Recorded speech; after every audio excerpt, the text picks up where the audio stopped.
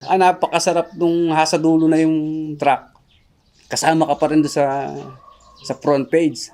Yun yung nagmo-motivate sa akin para mas galingan ko pa eh. Sabi nga, magaling ka na ngayon, dapat mas galingan mo pa.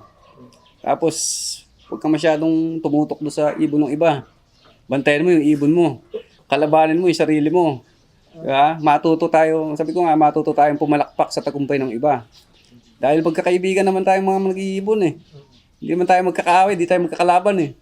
Diba? Oo, nagre-race tayo pare-parehas. Pero pagka natalo ka, tanggapin mo. Pag nanalo naman yung kasamahan mo, palakpakan mo, batiin mo, di ba? Sports lang. Oo, masakit mabigo.